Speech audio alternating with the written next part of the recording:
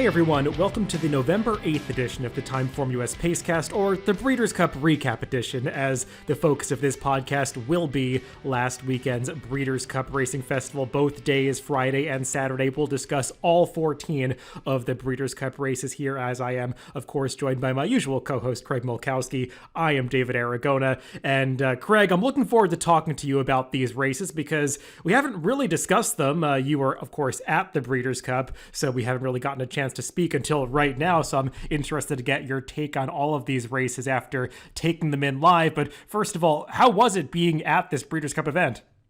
I enjoyed it. I had a great time. I kind of stayed to myself, really. You know how with Twitter and social media, you get to know so many people. But just ran into a few people, said hello, and hung out with my wife, Elsie, focused on betting the races and the horses that we really wanted to see. And I have to say, the horses really did deliver. There's so many of them to talk about, and I'm sure we're going to get to each and every one. But the ones that really jump out at me first are obviously Flightline and also Malathot. Yeah, those did seem like the two most anticipated races of the entire weekend, just given who was in those races, the Classic and the Distaff, some matchups that I think we've been waiting for throughout the season. And those races, they both delivered on the hype. Often that's not the case. Sometimes these races that you're waiting to see, horses don't show up or the stars don't put in their best efforts. Not the case on Saturday. We saw some excellent performances from the winners of both of those races. And Craig, why don't we just dive right in, and we're going to basically go in reverse order through these races, maybe taking a few detours to discuss some races together, some of the turf races in the middle. But let's begin, of course, with the feature race on that Saturday card, the feature race of the weekend, the Breeders' Cup Classic. And this is one that really did live up to the hype. Basically, as soon as the gates opened, this was the matchup that we were hoping to see. Flightline and Life is Good. They put on quite a show, basically turning it into a match race right from the beginning, and Flightline asserted his dominance and put in the performance that I think we were all hoping we would see. It was some race. It was something to see live as the fractions were getting posted on the board. They were, frankly, draw-dropping, and the pace figures kind of matched that, as I know you've posted onto Twitter. Just how fast they were going, a 174 early, is just ridiculous. You don't see horses really press that kind of pace like we did Flightline and stick around, and he not only stuck around, he drew away, won very easily, and it was one of those races where I think everybody's probably happy because it played out exactly as it was supposed to on the front end. Life is Good just went as fast as he could possibly go, and it wasn't good enough, and he paid the price late. Unfortunately, about the only negative was the injury to Epicenter. I see he's doing okay and hopefully will turn out fine, but that would be the only real disappointment. It's interesting to look at the chart of this race as you look through, and you can see why a horse like Olympiad and Taibo were the horses battling for second, because they basically ran their race. They ran even throughout the race. They didn't try to do the chasing, and I think that kind of explains why they finished where they did as opposed to Life is Good, who really got tired late. Yeah, I mean, midway through this race, I was just kind of in awe of how much Life is Good and Flightline had opened up on the rest of the field. You just don't really see riders use these kind of tactics in major races anymore. I mean, a lot of people were comparing this to Ghost Sapper's Breeders' Cup Classic going back to, I believe, 2004, just because the speed figures came back pretty similarly. But Craig, that was a completely different kind of race where Ghost Sapper and the other Speed in the Race Roses in May basically orchestrated it so that nobody else could get into the race and they would finish 1-2 by just sprinting home the last quarter. Completely opposite situation for this Classic, even though the final time speed figures were similar to that of the great Ghost Sapper. I mean, Flightline really was put to the test by Life is Good, and I want to give credit to the connections of Life is Good because obviously they had to run in this race. I'm not giving them credit for running in the Classic because it would have made no sense for Life is Good to run back in the dirt mile again, even though he probably would have won that race. We'll get to it. But they didn't have to use the sort of enterprising tactics that they did here. They could have tried to rein him in coming out of the starting gate, ensuring that second place finish at worst, but they didn't. They tried to beat Flightline, and it set this up to be the great race that it turned out to be. And you bring up a good point because we saw some very similar situations in a couple big races last year. The Classic, we had a race where Medina Spirit was a front runner, didn't really try to challenge Nick's Go, and they ran 1-2 pretty much around the track. And a lot of people complained, myself included, that Medina Spirit didn't really try to win the race. And then we saw the same thing in the Pegasus this time with Nick's Go not really challenging Life is Good early, just kind of letting him go and running 1-2 around the track. So it was good to see the competitive nature here and the connections of Life is Good really going for the win, even if it cost them second and third and fourth for that matter. But I don't think he lost anything in defeat. I don't see how anybody could think that. And on our figures, he ran a figure just as good as Olympiad and Taiba because of setting that really fast pace. And I earned even more respect for him in defeat. And I already knew he's a very, very good horse, but I really liked what I saw from him. Yeah, I was trying to contextualize it for some people on Twitter by pointing out the 1 mile fraction of this Classic was actually 3/4 of a second, 0.75 seconds faster than the dirt mile. And in case you think that the Classic, just based on run-up, might be inclined to have a faster mile fraction than the final time of the dirt mile, I think you would agree, Craig, the opposite is actually true because the dirt mile has a much longer run-up. In 2020, when they ran the Breeders' Cup at Keeneland, we saw the dirt mile go much faster than the mile fraction at the Classic. It just speaks to how much stronger this Classic field was than those competing in races like the dirt mile or even the Breeders' Cup Sprint. And Life is Good probably could have won both of those races. And the show that he and Flightline put on here was just really something that you wanted to see. It was magnificent. And Flightline, what he did in the final quarter mile of this race after being pushed to run those fractions to continue on and open up on the field the way he did, I mean, it just speaks to the kind of talent he possesses. And I mean, I think the only thing left to debate, Craig, is where does Flightline stand in history? What is his place? I mean, I put out a little Twitter thread about my perspective yesterday. It's just hard to make comparisons because so many horses of the past that are considered great, they haven't been campaigned like Flightline. So it's hard to really know where he fits.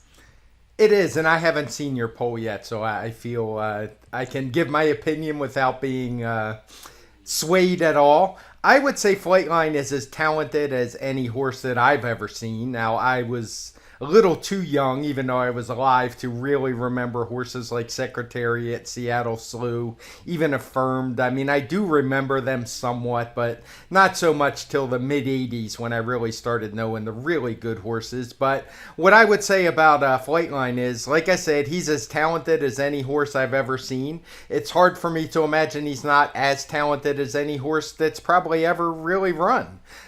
What you can't say is that he stacks up with the all-time greats, I don't think, because he just wasn't campaigned aggressively enough. Even by today's much more relaxed standards, you can't compare him to a horse like a Gun Runner or a California Chrome or horses that just actually raced. I mean, at the end of the day, this horse raced 3 times this year. He was absolutely brilliant every single time. He'll be the horse of the year, but I could just never put him up with horses that ran a lot more.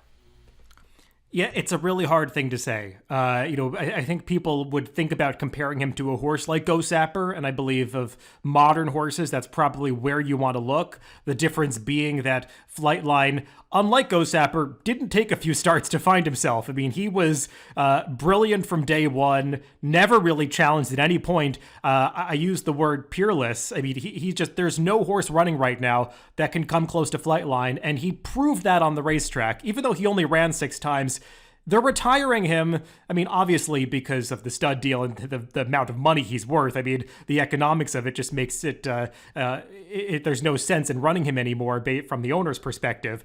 But, I mean, what is there left for him to prove? I know that people don't like that question to be asked because you want to see this horse run more just for the pleasure of the fans. You feel like this horse is getting ripped away from us just as he's at his peak.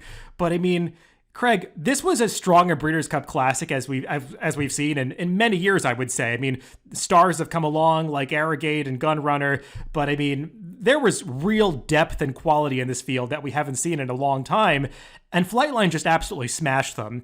It would be unlikely to me that next year's Breeders' Cup Classic would come up as strong as this one. It would seem unlikely to me that even if this horse ran a 3 to 4 race campaign next year, that anybody would even want to run against him. So I understand why they're retiring him. And personally, I don't even feel that much disappointment about it because I kind of know what a 2023 campaign would look like for Flightline. And I feel like he's already proven everything he'd prove next year. I totally agree with that. I mean, there's no point in bringing him back. And I actually think, unlike what some others might think, the game's probably better for it because we can move on. If he was to run next year, he's going to run, like you said, probably 3, maybe 4 times if we're lucky.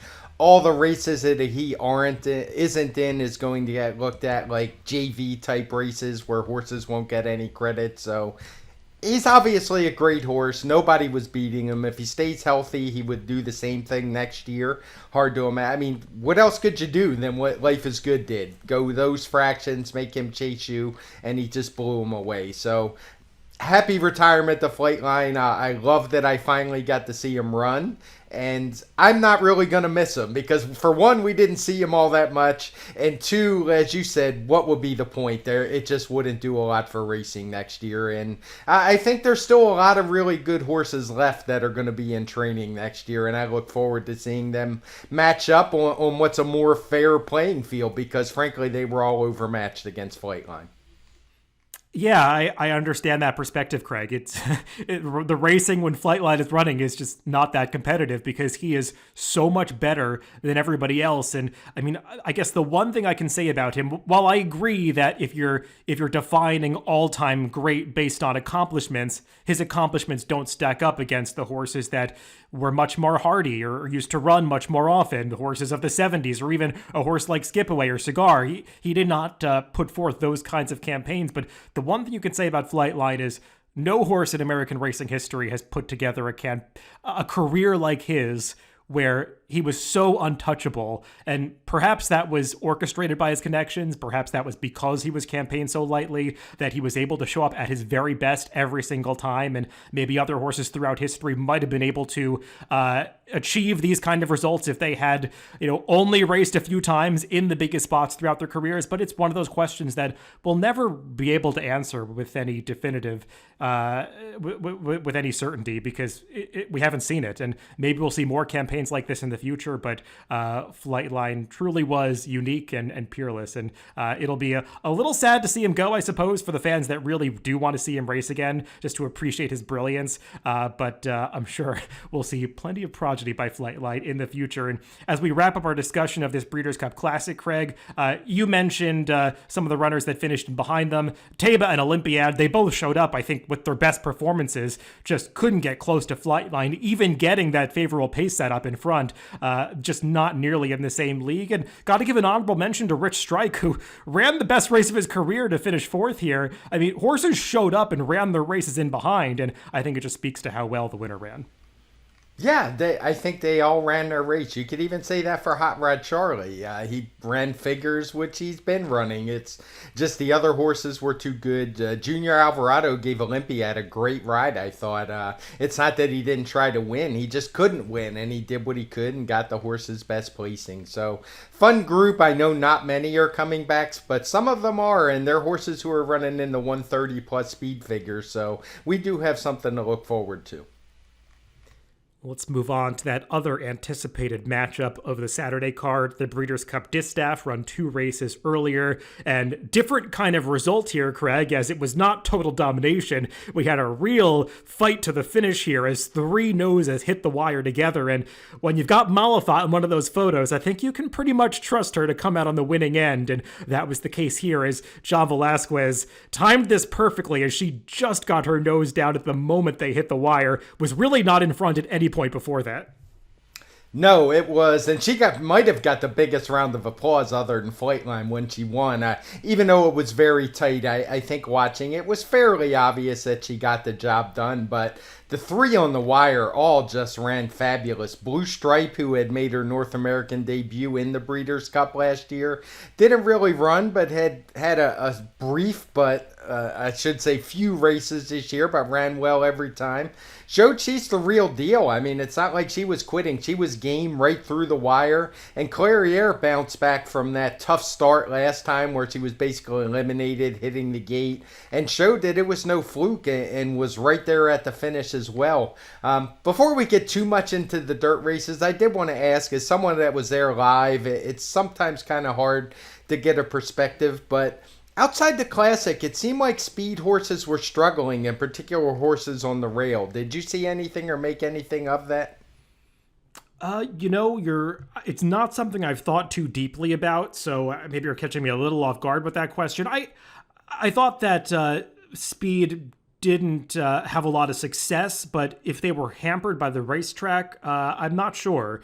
I didn't feel like too many of the results outside of one in particular that we're going to talk about in a little bit in the sprint was that illogical. I mean, in terms of a horse not showing up, but that horse that I'm referring to, Jackie's Warrior, it's not like he was on the rail. So I don't know. I mean, it certainly was not a situation where the TimeformUS algorithm flagged it as a closer bias. So I'm not sure, Craig. I would say no, just kind of scanning through the results from that day, but I can see how some people might want to take that view.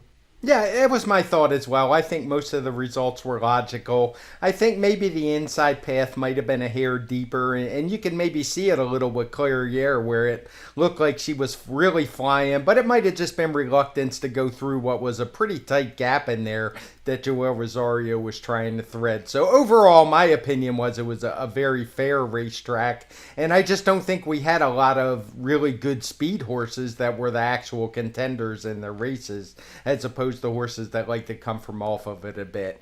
So Mala thought she's been retired.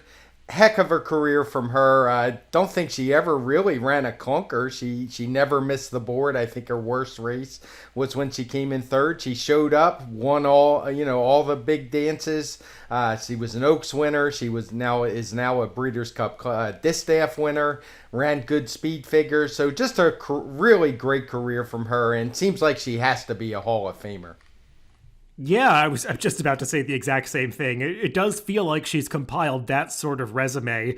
There was a brief moment earlier in the year when she lost that race in the Chuvy to Clairiere where it felt like, oh, maybe this 4-year-old campaign is not going quite as well as they had hoped. But I mean, she really turned it around immediately after that and reeled off 3 victories in a row in Grade 1 company to end her season, and really does finish up as the clear-cut leader among the older fillies and mares, and as one of the better ones that we've seen in recent years. So Mala thought really bolstering her resume here. And Craig, we should mention huge performance from the runner-up here, Blue Stripe at 24-1. I know you had her last race in the Clementel Hirsch a little faster than some others when she had won that day with a 1:19 TimeformUS speed figure. So it did seem like she was improving at the right time, and the buzz the entire week was that she was just training out of her skin coming in here, and she certainly ran to those workouts as she nearly pulled off a massive upset.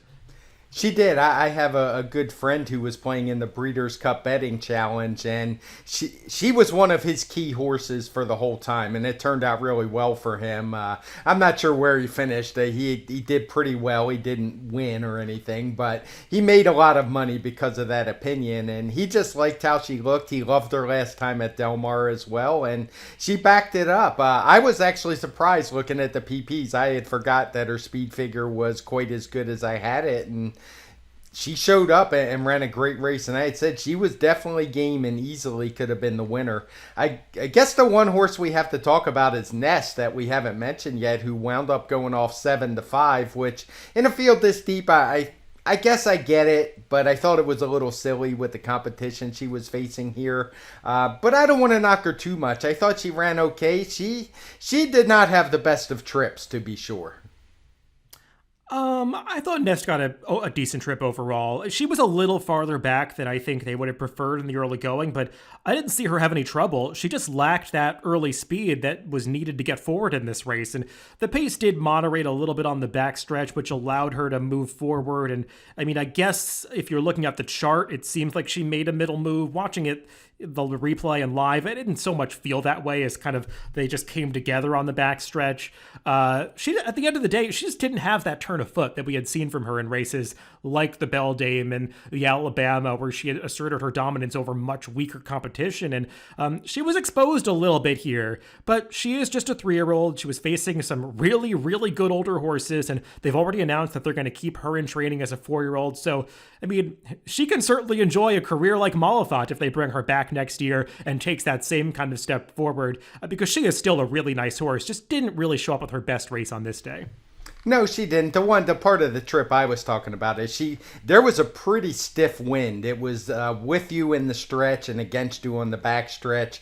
She was 5 wide uncovered, making that sort of middle move. I agree. It's not like she was making up a ton of lengths, but it just seemed like that was not the place to be on the backside.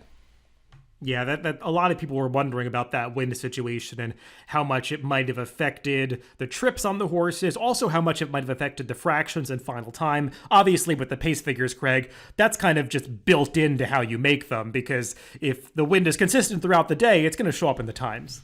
Right, and it was pretty consistent. My wife Elsie was actually keeping track, drawing flags with the wind speed on them, and I actually did look at it, but it stayed consistent, so it wasn't a big deal. I mean, there were some gusts. You can't really measure that, but it was a consistent, strong wind, no doubt about it. Let's move on to head into some of the turf stakes run towards the end of that Saturday card. The Breeders' Cup Mile featured one of the many winners by the Charlie Appleby and Godolphin team this weekend. Modern Games, the shortest price that they were sending out. He was the one that was really expected to get the job done. And he did here, not the decisive victory that I think some might have been expecting that you would have guessed at with his 6-5 morning line, but he did show up, had a little bit of trouble in the early stages of the race, found himself maybe a little farther back than they would have wanted him, but he came with that late run in the stretch, and you could see once they got him into the clear, there was no doubt he was going to win this. He's the horse, I would say, the 3/4 margin of victory. He was probably better than that. Given the trouble he had early, I don't think he really likes to be that far back. He wound up with a 129 speed figure for the win, and it's about as good as we've seen from him here in the States. So no knocks whatsoever. He got the job done. It's a race that was dominated by non-U.S. horses, but the one surprise was Cheryl Spade, who had shown an affinity for Keeneland back in the spring, and he showed it again by running a really good second at huge odds. Yeah, he ran very well. Did get a good ride from Luis Saez. He was able to save ground most of the way from his inside post position, but this is a horse who had been a little bit dirtied up, had some trips and races, maybe was running the wrong spots over the summer, but he really put forth his best effort when it counted, getting back to Keeneland. And Craig, as I kind of look back through this chart, that Woodbine Mile form held up very well as Modern Games, Shrill Spite, and Ivar, the top, I think, 3 or 4 finishers out of that race. I think they finished 1, 2, 4. They came back and were, again, 1, 2, 4 here, just in a slightly different order. That proved to be the key prep for this Breeders' Cup Mile. Kinross was able to get in there. I thought he got a great ride from Dettori after breaking from that outside post position. He somehow got him right to the rail, just maybe was left with a little bit too much ground to make up because he was finishing fastest of all at the end.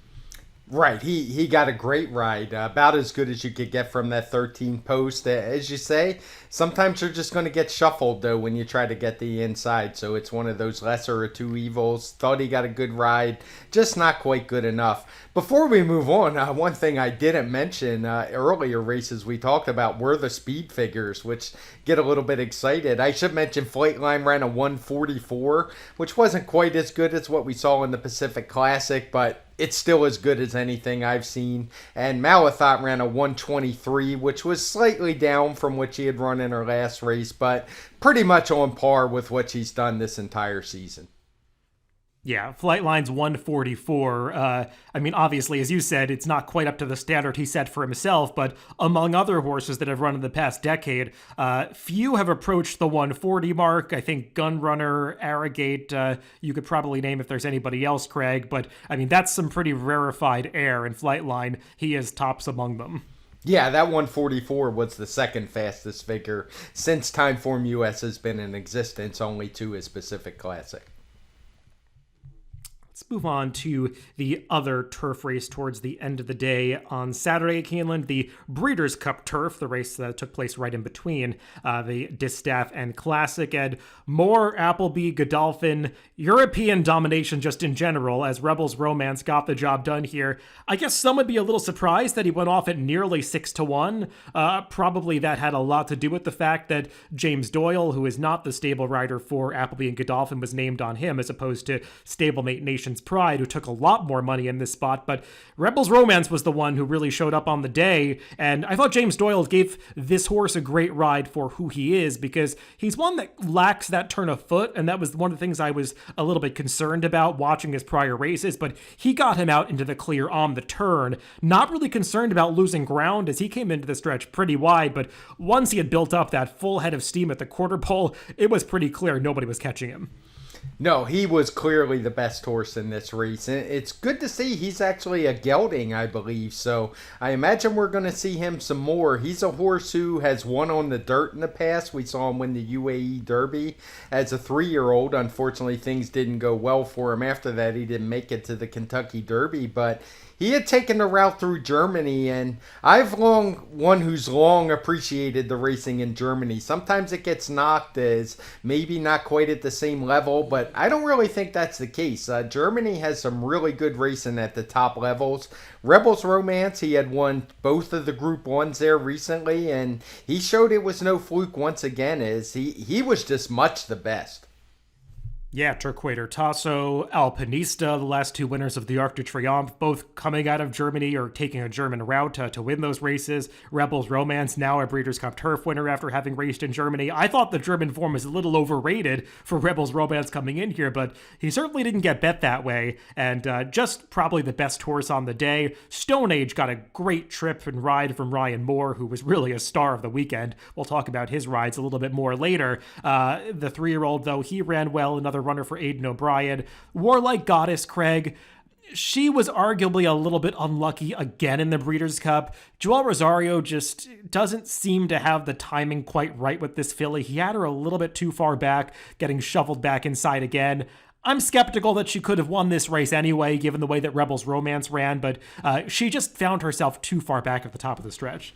I agree. I'm not sure Joel Rosario is the best fit for this horse. He didn't ride her last time. Now, frankly, I probably could have ridden her last time and she would have won with how easily she won. But seems like something they might want to mix up a little bit if she's coming back. I haven't followed if she is or not. I did think it was a good run by Stone Age, the 3-year-old. We had seen him here in the States. He was a horse I liked the first time out at Belmont, and he had a troubled trip. Not quite as bad as what Nation's Pride had, but he was able to turn the tables on that one in here, and he did it honestly as well. He is the one horse who was kind of up close to that early pace and actually stuck around at the finish. Yeah, he ran well and is one to potentially look forward to next season as he goes back to Europe for Aidan O'Brien, assuming that they do keep him in training. They typically do with horses that have a profile like him. Mishriff ended his career. He was a runner that has been at the top level for a long time, but his propensity to break slowly was really getting the better of him here as he did not break well, as neither did Broom, another older horse that was running in here, the runner-up in the Breeders' Cup Turf last year. I think that really hurt both of their chances. And let's give a brief shout out to Channel Maker, who competed in a record-breaking 6th Breeders' Cup here, and for the 3rd year in a row, he was the top American male finisher. Can't say he was the top American finisher because Warlike Goddess did finish ahead of him as a female in here, but Channel Maker not disgraced, splitting the field in 7th here. Just not quite as good as he once was, but still competing at the top level at the age of 8. Yeah, he's kind of an amazing story. And I haven't mentioned Rebels Romance got a 128 for this win. So a good, strong, solid turf figure. It's a Breeders' Cup. We expect grade 1 figures, which are going to be in the upper 120s. And that's pretty much what we got in all the older male races. Say Flightline, who went much faster than that. And the Sprint, which we'll talk about probably pretty soon here. Well, let's head back over to the dirt course and talk about a trio of shorter races. Let's begin with the dirt mile, which was run a little bit earlier in the day. And this produced another exciting finish here as Cody's Wish and Cyberknife put on a nice show to the finish. Cody's Wish making that big run from the back of the pack to just get up and win here as the favorite in what was a very nice story that was obviously highlighted on the NBC coverage. And I know gained a little bit of traction on social media. Cody's Wish getting the job done for his younger fan, Cody Dorman. Yeah, that was a good run by him, and I don't think it shows his forego was certainly no fluke. I know we both thought it was a really good effort that day and were wondering which race he would take on. They opted to go back to 2 turns, and it was a good choice because he's a horse who had run well around 2 turns in the past. Maybe the 6 might have been a little too short, though given the way that race turned out, maybe not, but he got the job done here, beating a bunch of 3-year-olds in behind him with a 128 speed figure. He came from, I think he was actually dead last at one point, and it's not like the pace was crazy fast. We don't have any of the fractions color-coded in either direction. It was just an honest pace, and he was able to run them all down on the outside. Yeah, this was a nice performance from him. He's just a horse that has really hit his stride now towards the end of his 4-year-old season. Had shown talent right from the start, but it just kind of taken some time to really figure things out. I mean, he is a neck shy, I think, of having won 8 races in a row. He's just been basically a machine this year for Bill Mott, and he was able to show his versatility, getting the job done, going the 2-turn mile here. I thought Cyberknife battled back really gamely to finish second.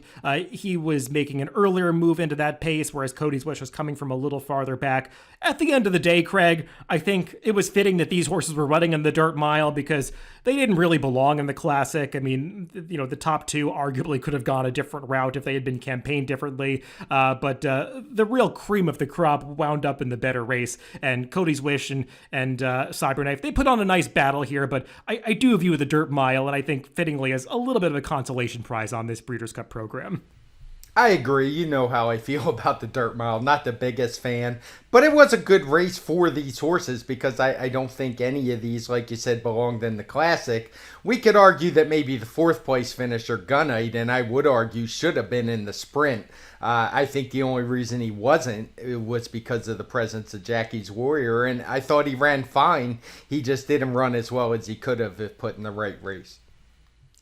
Yeah, in an odd way, the race that has been most hurt by this expansion of the Breeders' Cup program is not the new race, the Dirt Mile. It's the Breeders' Cup Sprint. It just seems like connections don't really want to run in this race. They don't point for this race. Even connections that have horses that go 7 furlongs, they're more inclined to stretch out to a mile in the Dirt Mile rather than the Breeders' Cup Sprint. And Craig, I don't know how many years in a row now. I know it's for at least 3 years in a row, and maybe more than that the Dirt Mile has been getting higher speed figures than the Sprint. We just have not been seeing the best horses show up in these races, and Jackie's Warrior, he seemed like the star coming in here, but once again, he's just kind of tailed off at the end of the season, and I don't know if there was an excuse this time like there was last year, but Steve Asmussen did not offer one in the aftermath of the race. He just didn't show up, and I guess this was his career finale, and he goes out on a bit of a sour note, but we did see an up-and-comer get the job done here, Elite Power, just not a horse that has run particularly fast speed figures. No, it's hard for me to get very excited about this race when the winner only gets a 116, which is more like a grade 3 type figure than a grade 1, particularly which should be like a grade 1-1, for being a championship race. 12 points lower than what Cody's Wish ran in the Dirt Mile, and I mean, we see a horse like CZ's Rocket, who's solid enough horse, but came in second, an 8-year-old gelding. Something that seems to keep coming up when we talk about these sprint races. So I'm just not sure what to make of what's going on with the sprinters in this country, because it used to be our strong point. Maybe the tip-off, like earlier this year, we saw a horse, Switzerland, who was just okay here, was able to win the Golden Shaheen over some of the horses from America, and these are not good sprinters. There's no way to sugarcoat it.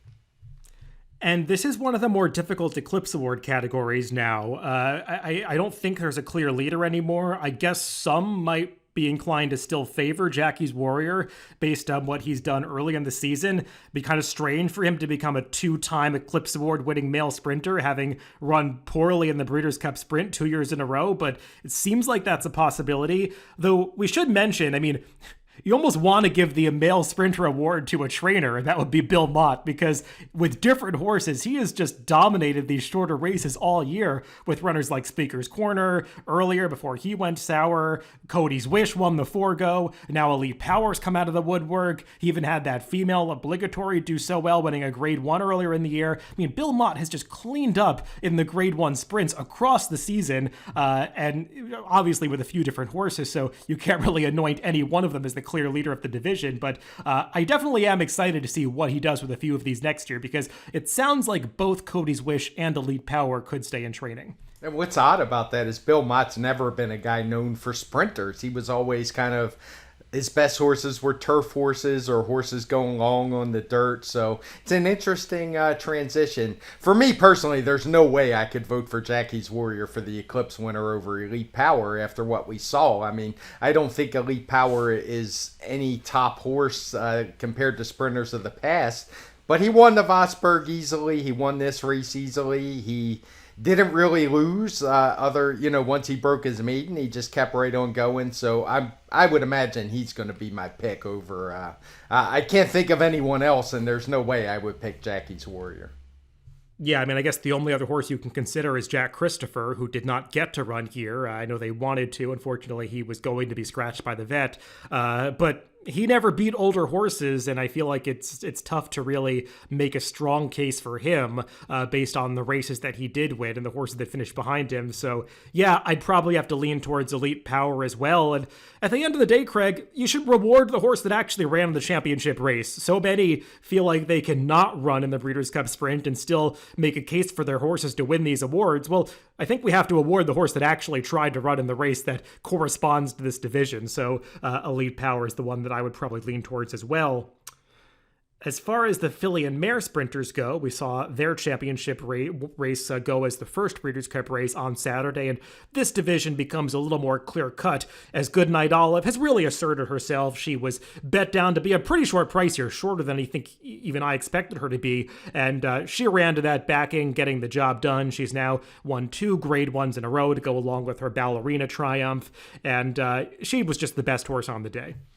She was. I was a little bit skeptical of her as one that had only run one fast number, but now she's run 2. She got a 121 for the win. She did it easily. She tracked what was a pretty quick pace, one that I think most were expecting, but it's not like she was way back. Both her and Echo Zulu were kind of just in that second tier, sitting off the fast pace, and they were clearly better than the rest. With Goodnight Olive a decisive winner, Echo Zulu was able to hold on for a good second with a 119 speed figure, and this just seemed like a fair race where the 2 best horses ran 1-2, and you could probably even say that for third.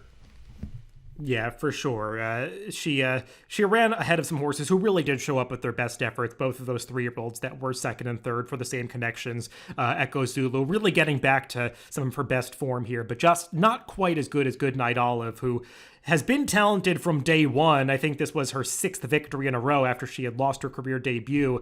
But she's been campaigned pretty conservatively in terms of how often she runs by Chad Brown, but she's running the right races the last couple times and just seems to be in great form right now. And you would hope that she's the kind of horse that they do keep in training, because it feels like she's just gotten to the peak of her career at this moment. Let's finish up the Saturday Breeders' Cup card by talking about the 2 turf races that we haven't mentioned yet. The filly and mare turf run towards the middle of the day on Saturday was won by yet another European runner, Tuesday, coming over from Ireland for trainer Aidan O'Brien. This one again ridden by Ryan Moore, and just had a bit more turn of foot and forward early position than the other Europeans, who seemed to get a little too far back here and didn't really have the finish to get close to In Italian at the end. The runner-up In Italian, Craig, she ran a big race because she carved out some legitimate fractions, but Tuesday had a late run that she just could not withstand. Right, I thought both the top two ran very well. Tuesday got a 125 figure. In Italian, actually a 128 because she went so fast early. But I know we've talked about her. I think that's how you have to ride in Italian. You just have to go fast, kind of sap the kick of those in behind you. And it worked holding off everybody but Tuesday. And by this point, I think it was pretty clear that Aiden O'Brien was not playing around. He had sent some real runners to this card, and she delivered and ran a really big one. And to me, I'm still just amazed at how dominant the Europeans were. And this is the one race where in Italian kind of broke things up a little bit, just getting in second. But for the most part, they're just a lot better than our turf horses. Yeah, Aiden O'Brien, a trainer that I know a lot was made of his poor American record coming into this Breeders' Cup, but seems like over the past few seasons he's been targeting American racing a little bit more with more precision, and that was certainly the case here. I think he just had 2 winners, but he had horses that were right around in exactas and trifectas throughout the 2-day period, so he got the job done here with Tuesday, and she was certainly bet like she was intended to run well. I certainly did not expect her to be as low as 4-1, but she ran to that support, getting the job done over the co-favorite in Italian in this spot. And we'll wrap up the action on Saturday by mentioning the Breeders' Cup Turf Sprint, one of the more surprising results of the 2-day period, as Caravel caused a shocking upset at upwards of 40-1. I know you and I kind of regarded her as a joke when people were liking her in the Breeders' Cup last year, Craig. Just didn't really think that she possessed the form to compete in a race like that. Her 2022 form up until this point hadn't really said anything different, but she certainly showed up with a better performance than we had ever seen from her on this day. Yeah, she's a filly that's had a big reputation for a long time, but it pretty much underachieved. Their form was better this year than it was last year, in my opinion, but not the kind of form that for what we saw on Saturday. Now, I will say she was probably helped quite a bit by the break of Golden Pal, who just did not get out of the gate at all.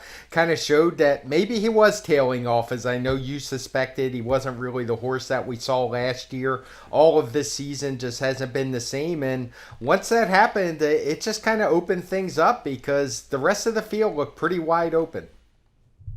100%. Golden Pal had shown some signs that he was maybe not as sharp or as focused as he had been early in his career in his recent races, and I think we saw all of those attributes rear their head here as he just was acting up as they opened the starting gate. I know some people wanted to blame the assistant starter or the starter for this, but Golden Pal was just not focused at the start of this race. I didn't see anything going on that the stewards should have looked at. To me, it was a completely fair start. Golden Pal just caused his own problems and wound up towards the back of the pack, and as you said, it completely changed the pace of this race because it didn't seem like there was that much pace to go with Golden Pal originally, and without him showing speed, it just made it really difficult for horses that were trying to close from off the pace.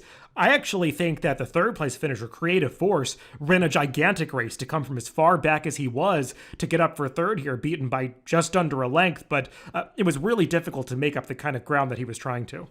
Yeah, and it's interesting to me that the Europeans finished second, third, and fourth in here. So it's something I had mentioned. They've been getting better and better finishes in these sprints. Emirati Anna had run a good fourth last year at just 5 furlongs. I actually put a few bucks to win on her on this day. Gave me quite a nice run for the money, but just wasn't quite able to get up. And other than the winner, the Americans had to be disappointed with the results in this one because nobody really did any running. 100%. I mean, Wesley Ward sent out 3 in this race. All seemed to have chances, and they ran poorly. I think Campanelli, who was 7th, was his best finisher in here. So disappointing showing from the Americans outside of Caravel, who really did come through with a career best effort to cause that massive upset in the Breeders' Cup Turf Sprint. Let's move on to Friday's card, and we'll talk about the 5 Breeders' Cup races from that day before wrapping things up by talking about a few of the non-Breeders' Cup events from the weekend.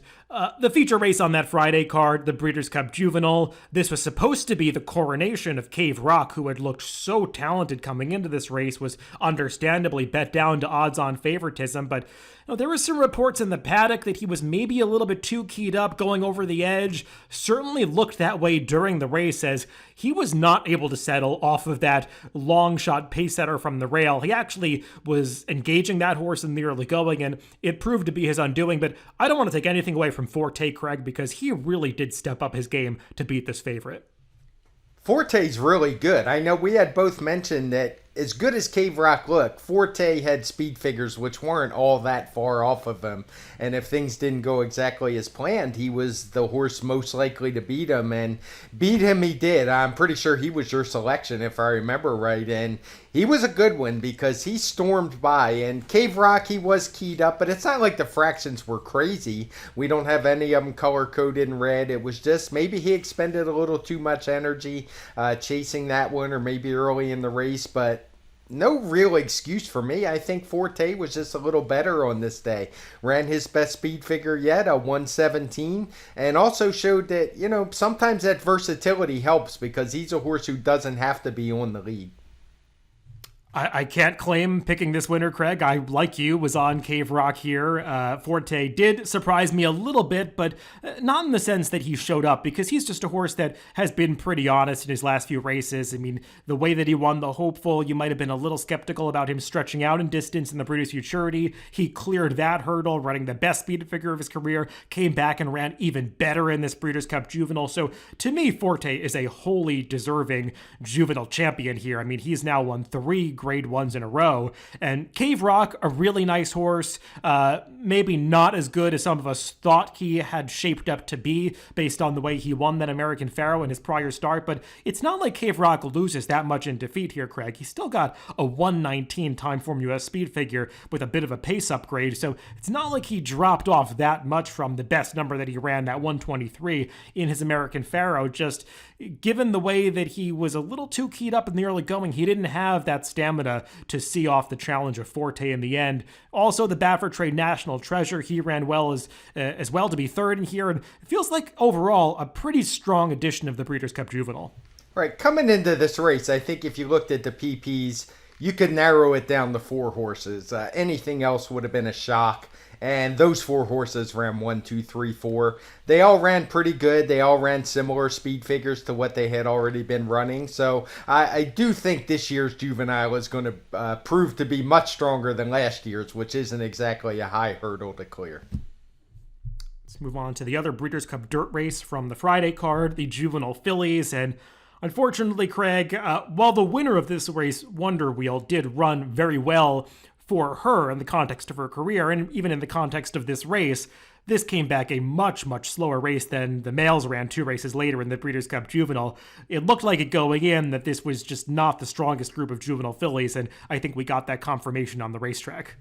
We did. She only ran 100 speed figure compared to the 117 for Forte.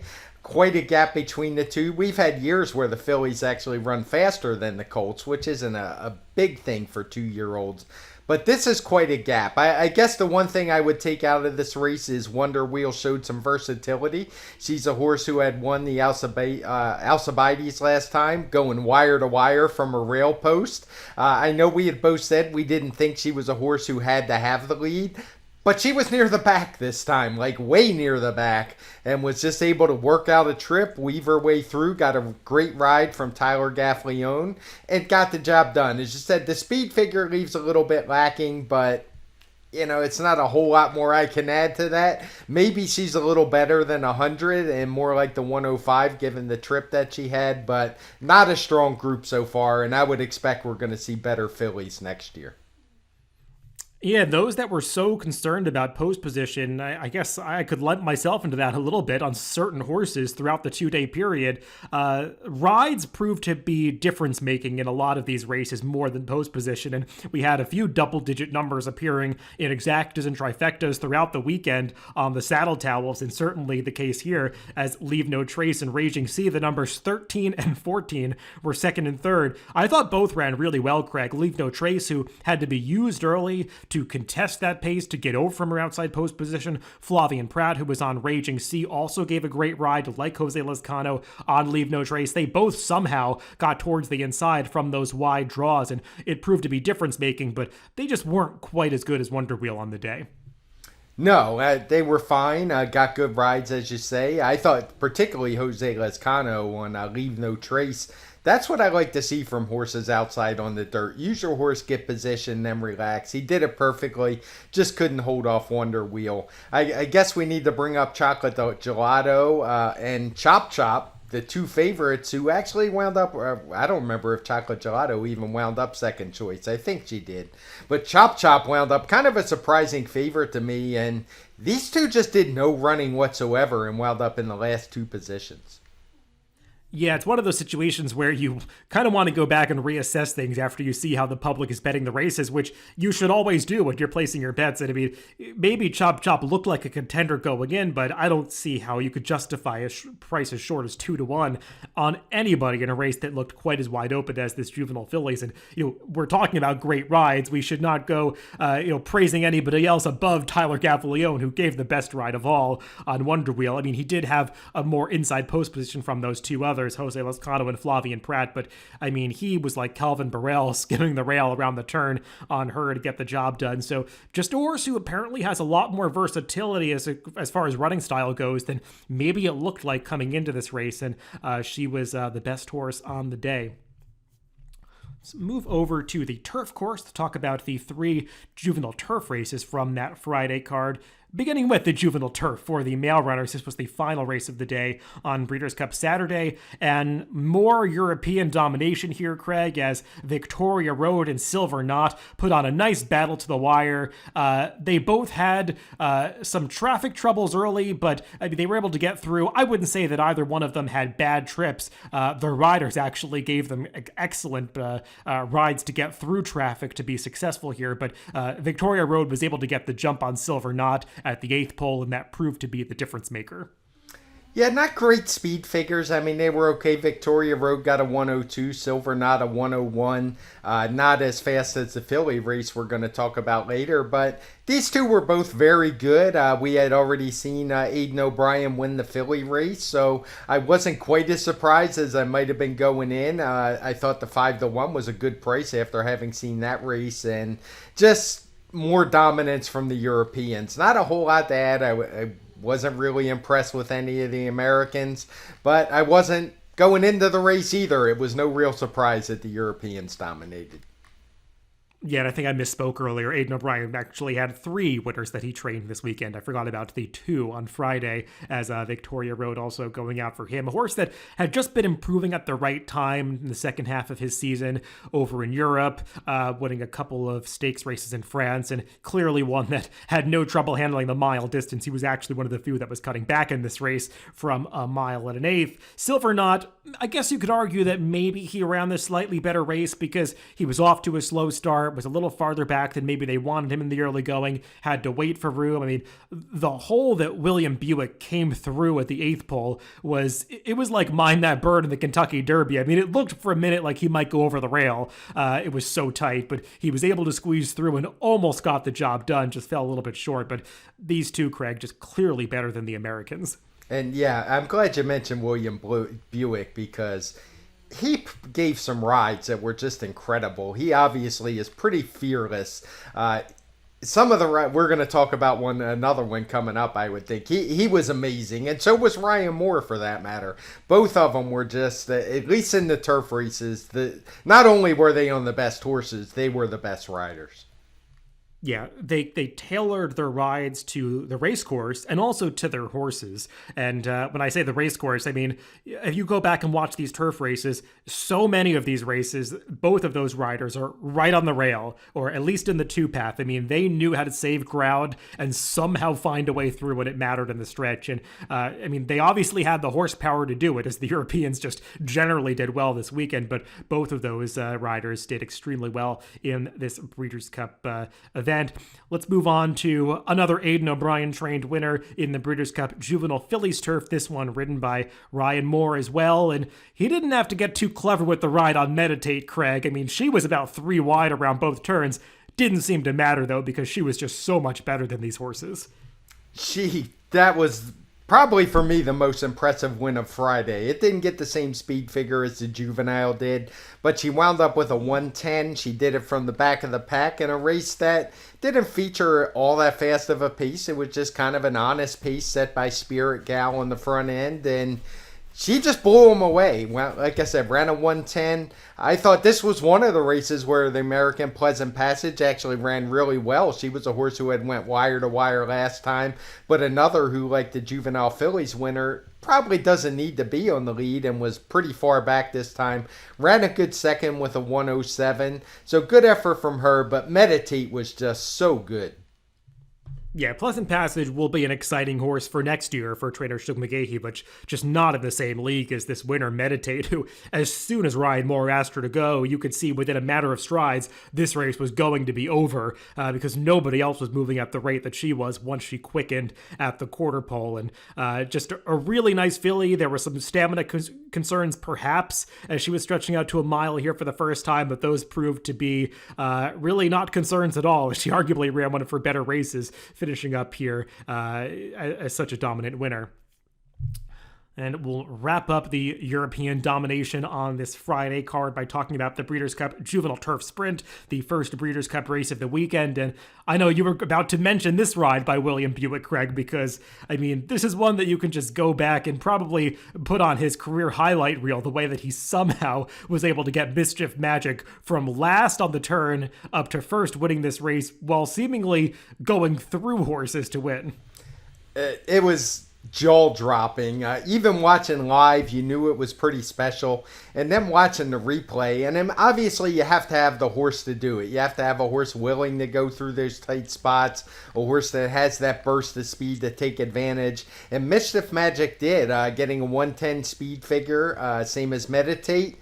But it was just something to see and kind of set the tone for the whole Breeders' Cup, being the very first race of the 14. Charlie Appleby winning, William Buick winning, a European winning a turf sprint, something that I don't believe had happened before. Usually a race dominated by Wesley Ward. And the Euros actually took 4 of the top 5 spots in here, so very impressive performance. Yeah, Mischief Magic. William Buick knew the kind of horse he had underneath him because he was patient early. He understood that this race was ripe to fall apart just based on how much speed was signed on here, and it did. But, I mean, he found all the right paths to come through. I mean, there was a moment at the top of the stretch where it looked like he might go outside and get into some trouble, but he almost sensed that it was about to happen and went right back to the inside and was able to find a path through between horses. It was just beautiful to watch, especially if you were a backer of Mischief Magic. Some others in behind maybe had slightly less lucky trips. I'm a little biased here, but I would say that Frankie Dettori did not ride Persian Force with nearly as much finesse as the winner. They probably ran comparable races, just one went 5 wide on the turn, making a move into a quick pace, which probably was not what you wanted to do. He wound up 4th here. Good run from Dramatized, as Ryan Moore actually rode a long shot to be 2nd here. William Buick and Ryan Moore completing yet another exacta. It was actually their first together of the weekend before going on to many more. And just as you said, the Europeans doing very well here. And not a big surprise because there were some major questions about the Americans that were taking money in this race. Yeah, no doubt about it. And the one European who looked to take a lot of money but didn't and finished near the back was the Platinum Queen. She's a bit of a nutcase. You could see it in the post parade. They took her away from all the other horses, took her all the way over by the gate. So I wasn't surprised that she didn't run. I would expect better when she gets back to Europe. I did want to mention Tyler's Tribe. He led the race early, that good story from Iowa, before just basically being eased in the stretch. He got fanned off, but it turned out he bled. No real injury, so I assume we will see him back pretty soon. Yeah, there were a few concerning sights from this weekend, the immediate aftermath of races. I mean, obviously, you summed up the news about Tyler's Tribe. I know a lot of people saw the news about Domestic Spending, who was pulled up in a mile. He came out of it with a pelvic fracture, but it sounds like the prognosis is good for him. And you also earlier mentioned Epicenter, who did undergo surgery, and sounds like he as well will be okay for a stallion career. He has retired from racing. So some concerning sights during the weekend, but all is well, it seems, or will be well with the runners that were affected in those races. Craig, before we finish up this podcast, there were a few performances on the undercards of both Breeders' Cup days, Friday and Saturday, that are worth discussing. The other graded stakes on that Friday card was the Thoroughbred Aftercare Alliance, what formerly was run as the Breeders' Cup Marathon, and this mile and 5/8 test always, draws an interesting field, and seems like we might have a new major player in this marathon division, as next just seems to be a different horse since they've stretched him out to these marathon distances. Now, I know this was a horse you liked because I was reading your recap Yes, with Marcus, and I remember talking about this horse on the Pacecast when he first stretched out at Delaware, and boy, did he deliver. He was a horse who just opened up, ran away from the field, and he was kind of one of the horses I was pointing to when people were saying speed was bad. He had no problems at the mile and 5/8 distance. We don't do pace fractions for these races, or pace figures, I should say, because they just don't run enough of them. We don't really have a baseline. We just stick the final time. He got a 120 for the win, which topped his last out by a 118, and he was just much the best. Nobody ever really looked like a threat at any point in the race. Yeah, we had talked about that race on the Pacecast that he won at Delaware, sort of in disbelief, because, he had run his final quarter of that mile and a half dirt race in, I think, 23-3, or 23-2 maybe. It was just an insane final fraction for that horse. And, it checked out. It seemed like it was pretty legitimate. And, he didn't run quite as fast coming home here, but once again, opened up on this field at the end of the race, and just seems like the kind of horse that if he can get into that rhythm and relax early, he's able to close off his own fractions, and that makes horses pretty dangerous in these longer races, because it's hard to launch those sustained runs from so far back over these extended distances. And one thing I will say is I learned a little something being at Keeneland, that they start these races not on the backstretch, but out of the same chute they use for the 4.5 furlong races. So that one took me by surprise. I did not know that. And Craig, I'll go a little bit out of order on our rundown here. We'll just discuss the other race from Friday, where, as we mentioned, 2 of the 2-year-old performances from the non-Breeders' Cup races on this weekend. On Friday, in an allowance race, we saw Giant Mischief get the better of the Bob Baffert-trained Arabian Lion, who had taken all the money, and both of these horses putting in pretty impressive efforts for 2-year-olds as they opened up on the field by, I think it was 17 lengths back to the third-place finisher. Yes, it was 17 lengths, and once again, a nice pick by you, because I did read your analysis, and these were 2 good 2-year-olds, about to be 3-year-old in a couple months. But Giant Mischief took a big jump from that win at Indiana, something that you highlighted. If people have a chance to read your review of the race, they should, because it kind of shows what you can look for in these 2-year-olds. You don't want to be too pinned down by speed figures. And some might say Arabian Lion disappointed. He was beat at 3-5, but he actually increased his speed figure by a couple points, up to a 114, the same that Giant Mischief got. So these are 2 promising colts. Yeah, and I will say, while these 2 obviously have a lot of talent, and Giant Mischief, as you said, he had shown it first time out, even though the final time number came back a little slow. He had done a lot of running within that race, just given the trip that he was forced to endure for a first-time starter. An Arabian Lion, obviously, he had been impressive in his debut at Santa Anita, and came here and I think showed a similar level of ability, just happened to run into a foe that was as good as him in Giant Mischief. These 2, I'm not sure how far they're ultimately going to want to go. Giant Mischief does have much more of a sprint pedigree. He's by into Mischief, the damn Vertical Oak. She was a very good sprinter a number of years ago, so we'll see if they want to stretch out.